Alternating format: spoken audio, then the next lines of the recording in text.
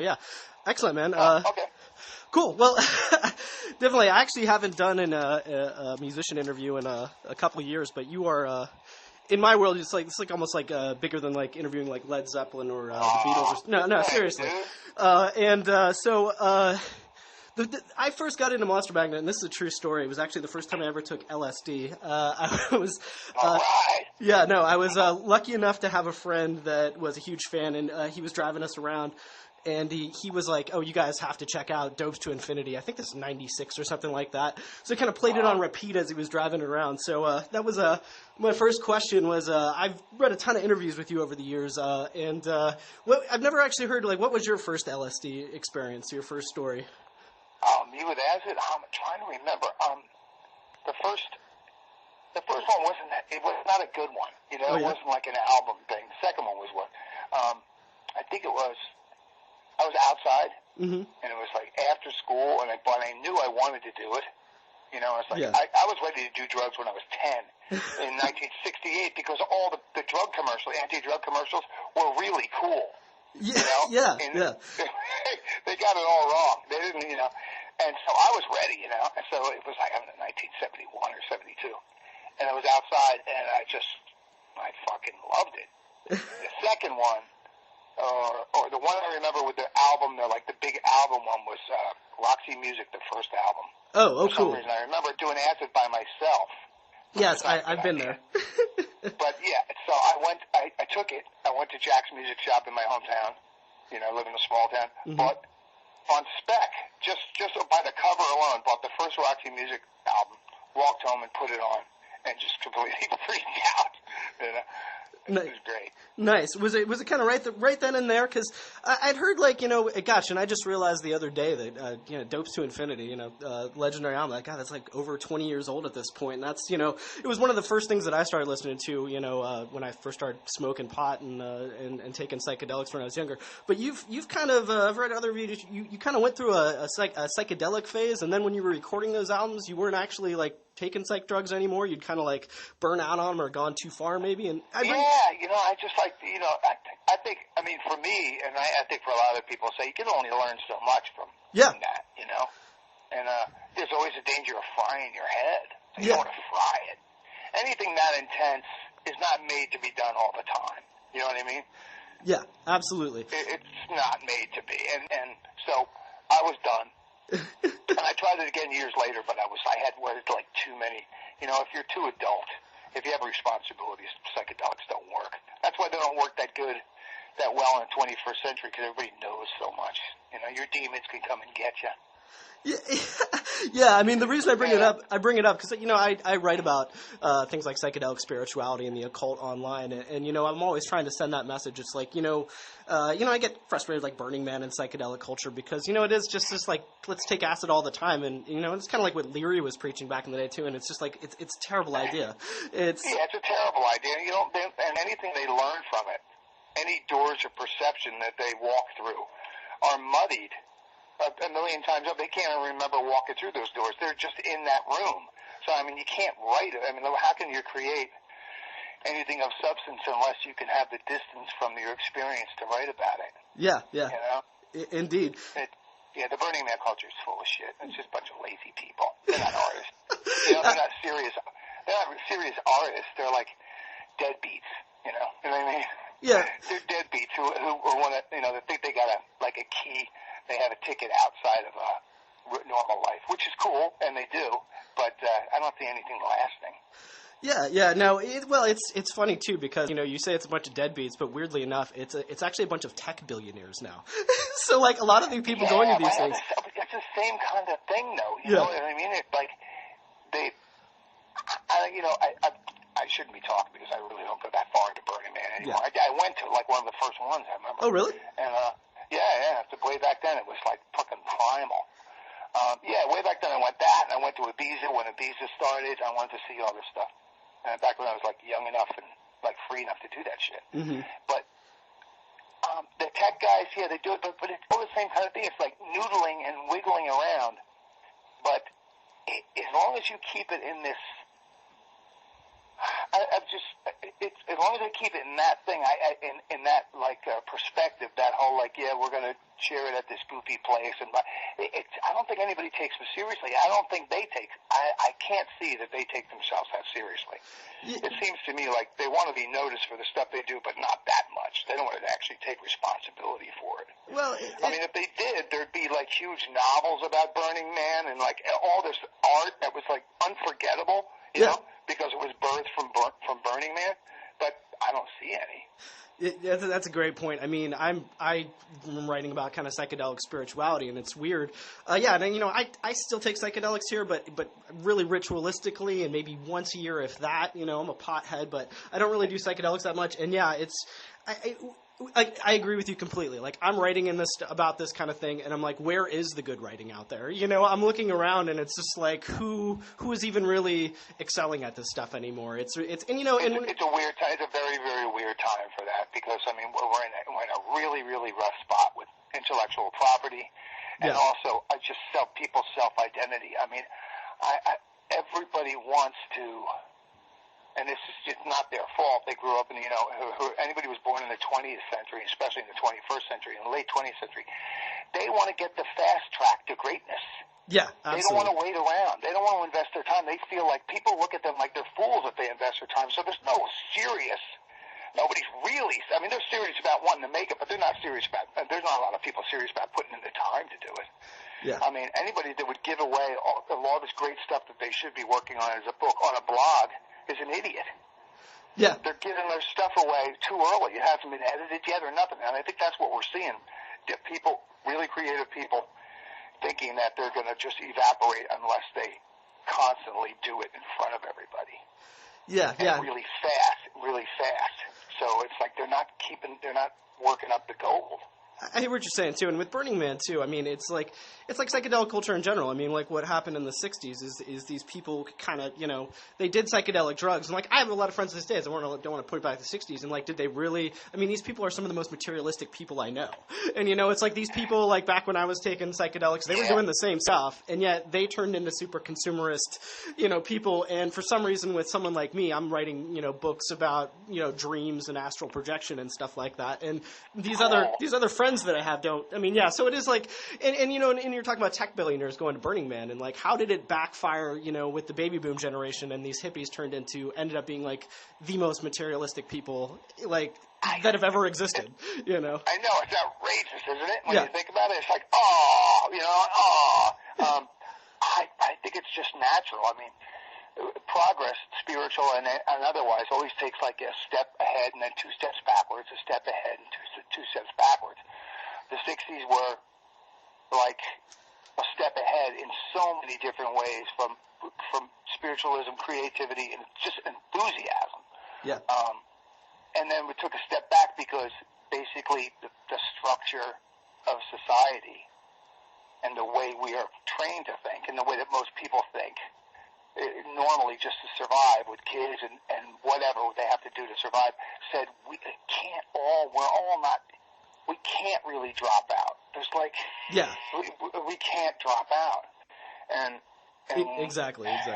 They didn't, It was like, tune in and just turn on and drop out. I was like, well, we can't. I wanted to. A lot of people got it confused with just natural teenage adventure. Yeah. They thought they were spiritual, but actually they were just adventurous teenagers. And the world said, fuck you. The United States government said, fuck you. Everybody said, no, this is it. And it's like, you either get on board or basically you're going to be out there. I mean, we're not going to arrest you and throw you in camps, but I hope you like living in Oregon and eating peas out of the ground, because nobody's going to open up that thing. So I think the people that were really, really, really into it, that really believed that would happen in this, probably one of the most wonderful bursts of enthusiasm I could possibly imagine was that 60s enthusiasm. I think those people got burned the hardest when they realized it wasn't going to work, so they turned the other way. Yeah. No, that makes a lot of sense. And I think, they were trying to oppose the war machine too. And the war machine fought back, There was a peace movement and the war machine was like, no, we're not going anywhere. And it's bigger than ever now. It's way bigger than it ever was. I mean, it's like, and the war machine really is just business, Oh, yeah. And that's even harder. I mean, if it was just generals and hawks. I think they could have got beat, but military-industrial complex. I mean, that's it right there. Money from war. Exactly. You know? And it's like, that's hard to beat. And, you know, it ain't over yet, though. You know what I mean? It's like I said, the two steps, you know, one step, two steps back. We took a big step ahead in the 60s in all different ways. We took a bunch of steps back. You know, as soon as, I mean, when Reagan came in, it was like, there you go. There's a step back. I could see it happening. It was like, guess what? Everybody got afraid of the 60s. Yeah. They knew, and when the lid came off, all the information about how governments work, the church commission in the early 70s telling people how the CIA operates, how the military-industrial complex operates, when people realized that like, wow, you know, a lot of this stuff that we were taught is just total horseshit. This is the way the world really is. Instead of them going, all right, let's buckle down and go through the 70s and 80s and try to make things better, they believed the first old grandpa that came up and said, why don't we just reverse it back to 1951 and pretend that there's no bad stuff? Yeah, and everybody, exactly. pull up your shirt sleeves and get to work. And they believed them. They wanted to believe it. I think the baby boomers did too. Yeah. So now we went through that. Now we're coming up on something where I think people. Yeah, it's exciting. It's exciting times in certain regards because, you know, more people are actually doing psychedelics. Now, I don't think percentage-wise, but because the population is so large and the internet, more people are doing psychedelics now than they ever have and ever were back in the 60s.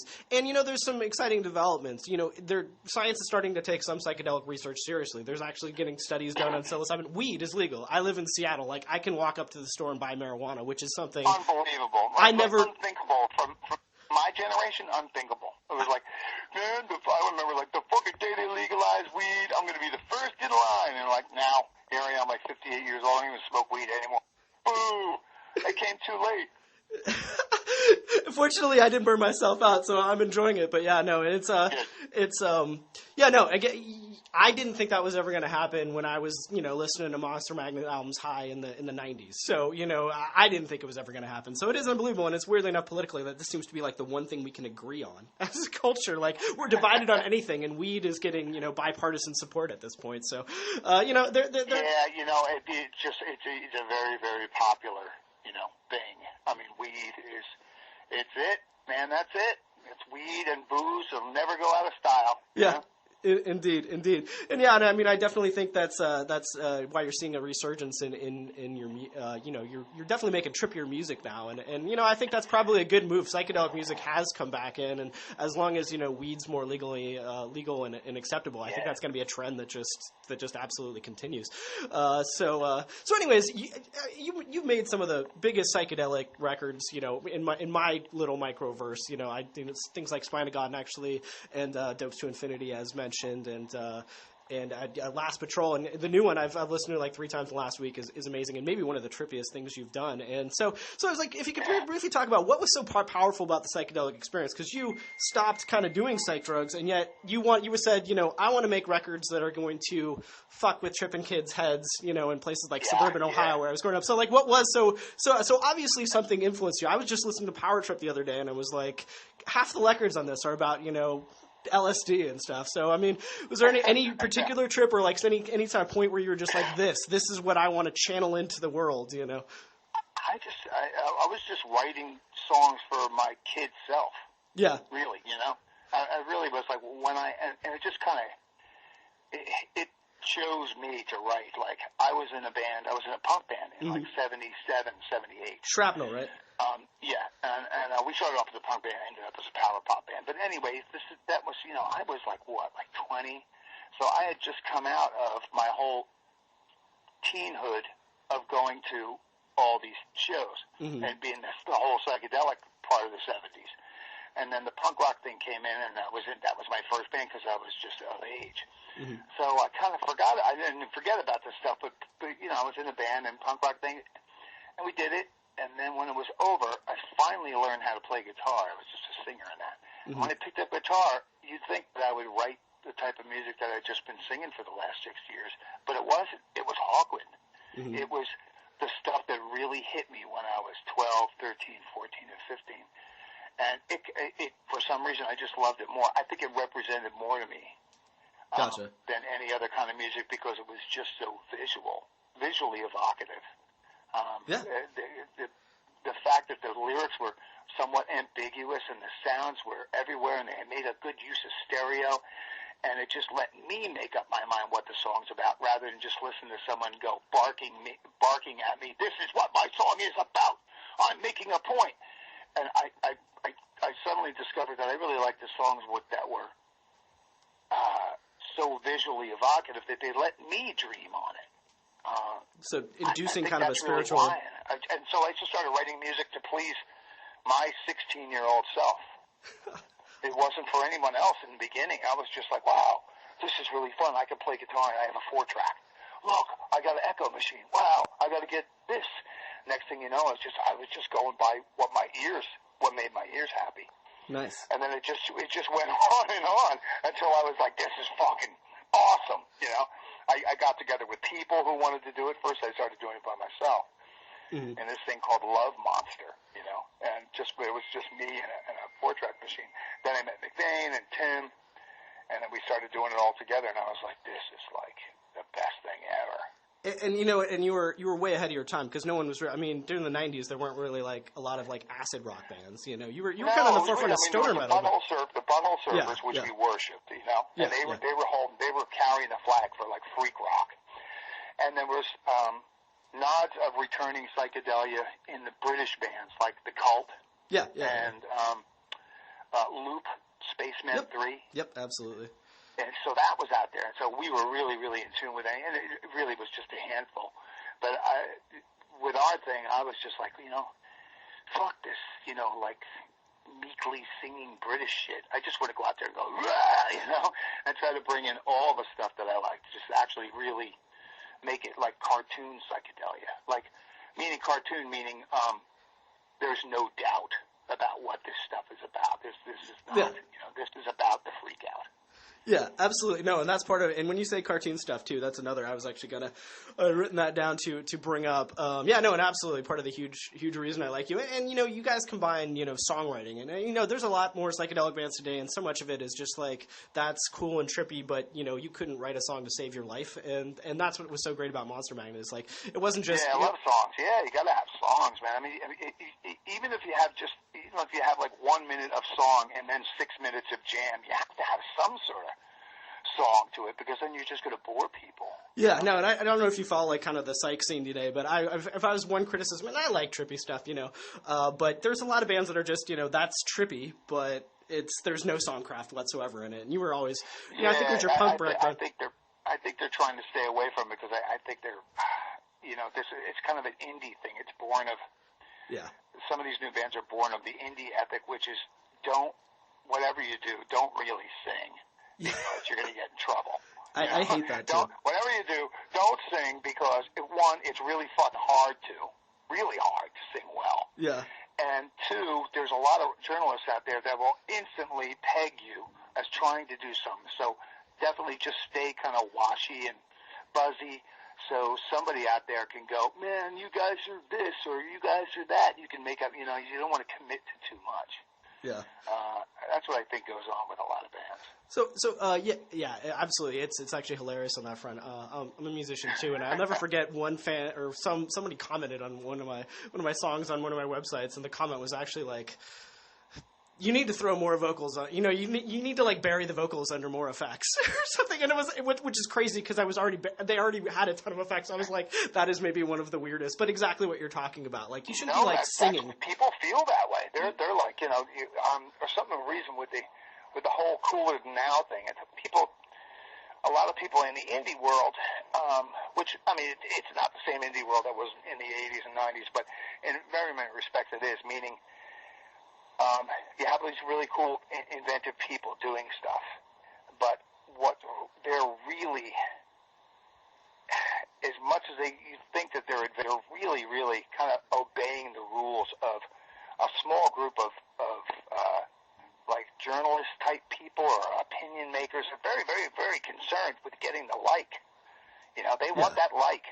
Exactly. And they don't want to disobey any rules. So, for God's sake, don't take any chances, and don't make it look like you actually really want people to listen to you, because then you disobeyed the law. Yeah. You know, like, no, you have to act like you don't care.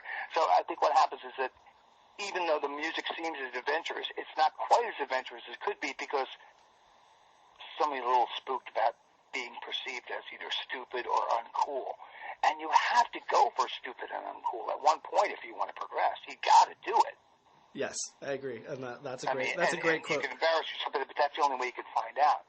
So I think we're kind of stuck in this kind of easy listening world of psych now, which I'll take for anything I can get.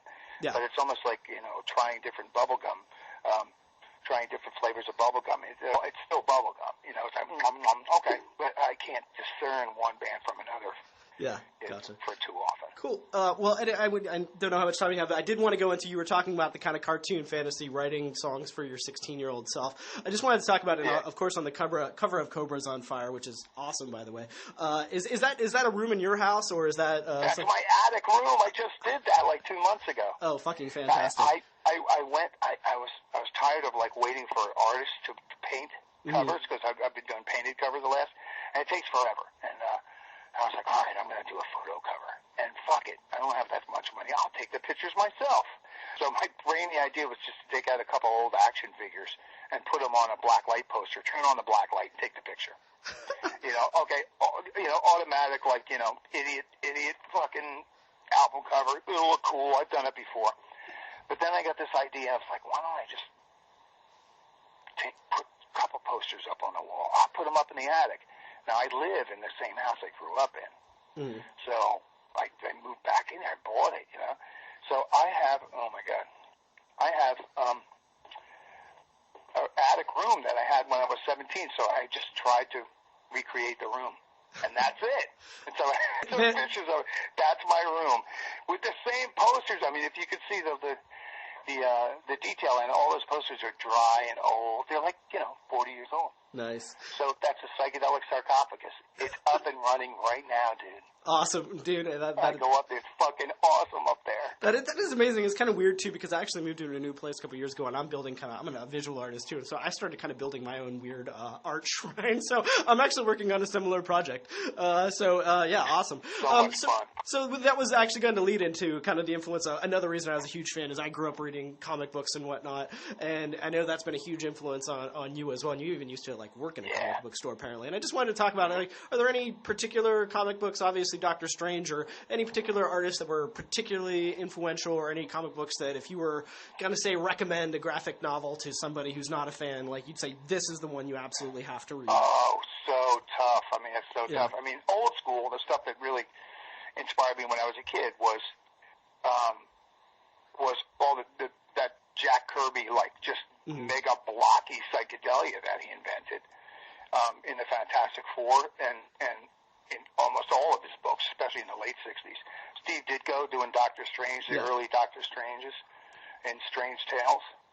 And then Jim Steranko doing his psychedelic stuff also in Strange Tales with Nick Fury each in a shield. And that stuff is prime, it's prime psychedelic from the 60s. And it's interesting because it wasn't done by young people. These guys were like 50 years old when they did that stuff. You know? I mean, Steranko wasn't, but Kirby was.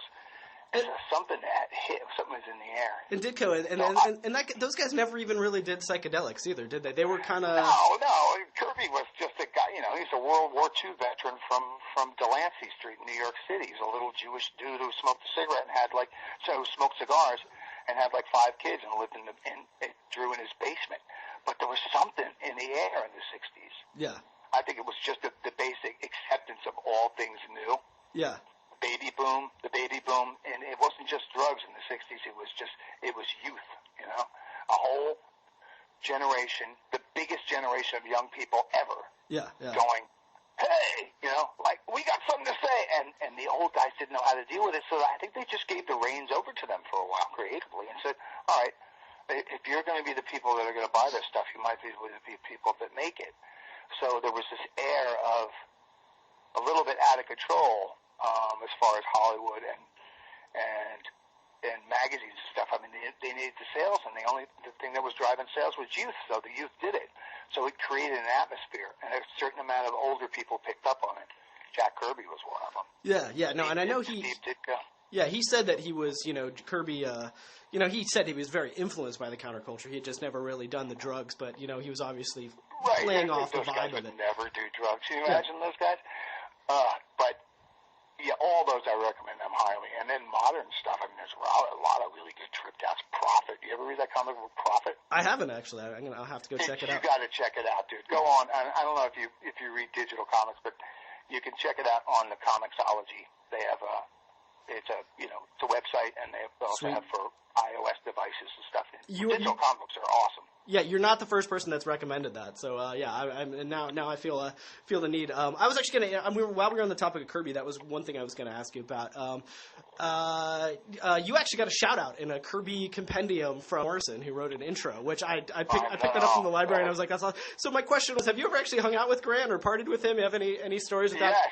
Awesome. Okay. Yes, I have, man, and he's like the most awesome dude. He's not a stranger to psychedelics. Yeah, no. Yeah.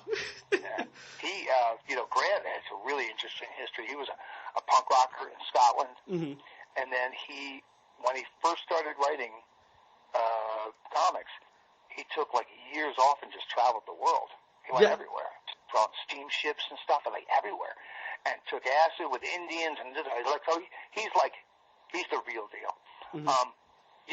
I've met him more than a couple times, and he's just the coolest guy. He's Professor X. He is. No, I'm a huge fan. It's bizarre. And actually, like I said, I'm a huge fan. I write for actually disinfo.com, where he did a notorious speech about sigil magic back in the day. And that's weirdly enough what I write about. I'm like one of the few people right now writing about this kind of stuff still and kind of carrying on that tradition. And so, that leads into another question. Do you ever think about that in your music? A bit of, I'm sure you've probably read, things about the occult and magical thinking, maybe through people like Grant. But it occurred to me the other day, like you're listening to the album Power Trip, and this is the album that you want to sell a lot of copies, and you're writing songs about how you're never going to work, another day in your life and whatnot, and you didn't. You probably never had to work a day job again after that, right? No, I didn't. Okay. So do you think about your art sometimes in that way? Like, I am actually trying to influence my reality and other people's reality, or is it just, a lot of people don't really, you're just a brilliant artist that doesn't conceptualize things that way? I thought about it all the time, and if I didn't think about when I was doing it, I realized it a year later. Yeah. And I realize it more with almost every line that I write, every bit of music that I write, every line. It's all wish fulfillment. It's me singing about. It's all like half confessional, half wish fulfillment. Even the stuff that's not even about me, it's about me anyway. It's like I want to get laid on the moon while like a Jack Kirby Galactus drawing is 1,000 feet across the sky. I want to drive a fucking 72 Camaro because I never had one when I was a kid. I want to jump off a drum platform and stick the devil horns up in the air. It's all that. It's like everything. It's all like me hoping that it would happen. And you know something? A lot of it did. It was bizarre. I mean, I remember sitting in hotels when Power Trip was out because we toured so much. I remember sitting in the like top floors of these hotels going, it's all coming true. This is fucking bizarre. Yeah, that's the way it works sometimes. Yeah, and I think you put a very interesting point. Is sometimes it's years after you've done it, all of a sudden you're like, wait, what? That thing that I talked about 5 years ago, and put into a piece of art. It becomes really obvious. It just shows you can't really control what you write. There's always some monster from the id.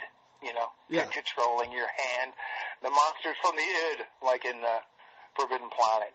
Yeah, it's coming from some deeper spiritual source, and that's what I love. You get that in all your lyrics, It's like I was, because of the interview, I busted out a lot of. I still listen to you constantly, but and the new album is just great, and it's just it was amazing, like how many of these are just about psychedelic trip-in dream scenarios, and you even have there's like the one song in Power Trip that seemed to me about past lives, or you have any real like weird dreams, like deja vu, past life experiences, like anything like that? Yeah, oh yeah, sure. Boy, I mean, the sky's the limit on dreams. That's why dreams are so great. Yeah. And my dreams have gotten so much better since I stopped getting high. They're amazing. Long, really long. Like, long and involved. And there's something happens with the chemistry of your head when you clean it out. But, Yeah, I'll have past life dreams. I'll have, dreams of, dead people I know where there's just their heads floating around the room. Dreams where my entire hometown is now decorated a different way. Now with bits of each city I've visited all over the world. It'll be my hometown, but it'll be like the favorite bits of every city. I get that too, actually, weirdly enough. Great. Not that I've traveled the world nearly at the extent, but like bits from my memory, like you're creating this environment that consists of a lot of different places that you've remembered, and yeah, it's all somehow this surrealist construction of I mean, boy, dreams are like the greatest things. I mean, because then the longer I go on in just goddamn life, I'm not prepared to be as old as I am. But the longer I go on in life, the only real big surprises that I can count on like a weekly basis are dreams. Nice. Because a lot of this other stuff, I mean, that's what being an adult is. I mean, it means you see, I've seen that before, but you've never seen your dreams before. Yeah. Each one is like, God damn, what the hell was that? Fantastic. Gotcha. Well, no, absolutely. And as I've gotten older, and like I said, I engage pretty intently on trying to influence my dreams and performing, magic and whatnot, and I write about it. And yeah, you're exactly right. I've gotten more and more the message throughout the last years that's like you're sort of detaching yourself from the physical world, as you get older. It's like that partying stuff was fun, but really you're supposed to be heading to a more spiritual place where you're I think you get closer to you realize that there's not as much time to ask the big questions as there was before, and it's time, you want to ask the big questions when you're young. You ask them a couple times, you don't get the answers. I mean, questions like, what is truth? What really is truth? All this crazy stuff, and you just don't have the time when you're a kid. And as you get older, and you get your priorities in order, it always swings back to that. Like, I really want to know this. This is what's important to me. I think I'll ponder this. A lot of pondering, Yeah, absolutely. Well, definitely. Thanks, man. I could talk forever, but I don't want to take up too much of your time. And again, thanks so much for doing the interview. I'll definitely forward it to y'all when I get it up. And it was great talking to you, man. That's really, really cool. I didn't expect it to be this cool. It's awesome. I didn't even know you were calling. This is great. Oh, cool. Yeah, no, and I'll definitely let you know. And hey, man, just props. I got the download of the album earlier in the week, and I think I've listened to it like 5 times already. And I'm nice. And like, I like your more psychedelic stuff. Like, I think this might be the trippiest like album you've put out since Spine of God. Like, and so it's right up my alley because I'm still smoking pot and I love it. So I love it. I love that. There's more to come. There's more to come. Awesome. I'm on it now. And it's been great to see this resurgence in your career for sure. And I know a lot of people are excited about it. And yeah, I'll let you know. And yeah, when your next album comes out, I'd love to chat with you again, man. Thanks, man. Take care. You too. All right. Have a great day. Bye.